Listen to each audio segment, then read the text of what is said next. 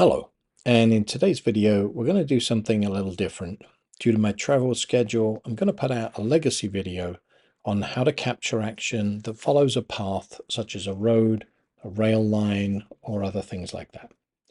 This was originally released as a module in the Phantom and Mavic Film School, which is still an excellent place to learn about filmmaking techniques with drones, and I will link to that in the description. The techniques shown here are all built around the Litchi system, which is still around today and is a reasonably priced way to get into drone automation. This technique does rely on a thing called onboard components, which DJI has decided not to support in their recent drones. As such, this will only work with drones up to and including the Mavic 2 series. Sadly, after that, this no longer works and you'll have to find another way to capture these shots. But I know there are still many people flying these drones, so without further ado, here's a lecture on the Litchi Railcam.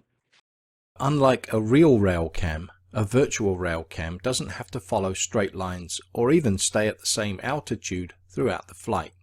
This gives us amazing flexibility for a wide variety of situations.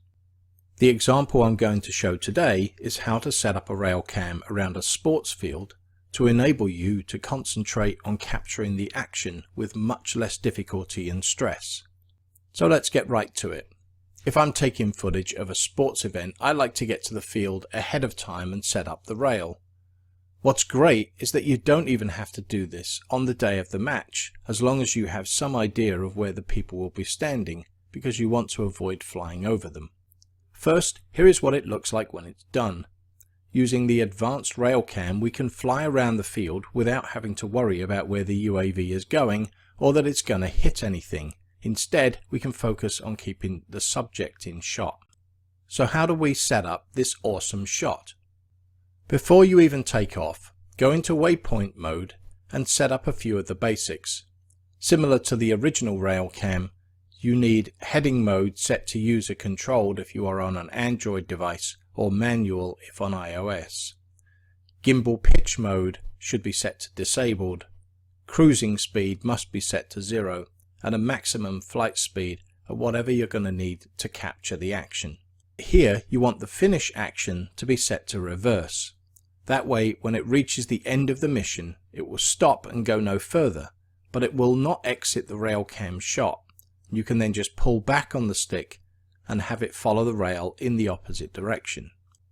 While it is possible to set up the advanced railcam on the mission hub, for sports areas we really need this to be super accurate. This is particularly true if you're flying in an area like this one, which has floodlight poles and other items that are not always easy to see on Google Maps. So once I'm ready, I go to the field and I fly to a corner of the field, and then I turn to make sure I have good line of sight and drop a waypoint using the C1 button. I then fly to the next corner and repeat. It doesn't matter how you get to the corner because the rail will only follow between the 2 points. It doesn't follow the path that you took to get there. Do that at each corner and then save the mission just to be sure. Something we need to be very careful about is curved turns. I like curved turns because they smooth the footage out, but in this case they can cause the UAV to cut the corners, and that might mean flying straight into a pole or over people.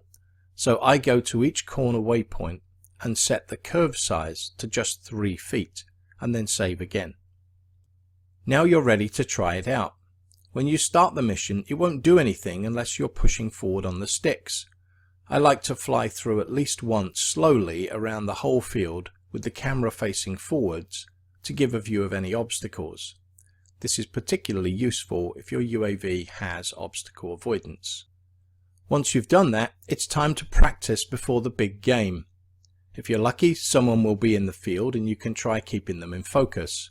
If not, just pick a spot and try flying around the field, keeping that in the shot the whole time. I guarantee you'll find this much easier than any other time you had to do this, unless you had a 2-person system. Once you've mastered this shot, you'll find yourself using it for all sorts of things such as sporting events, trains, cars, etc. It's an awesome tool and one that really extends the power of your UAV. Anyway, that's it for another video. I hope you enjoyed it, and I will see you in the next video.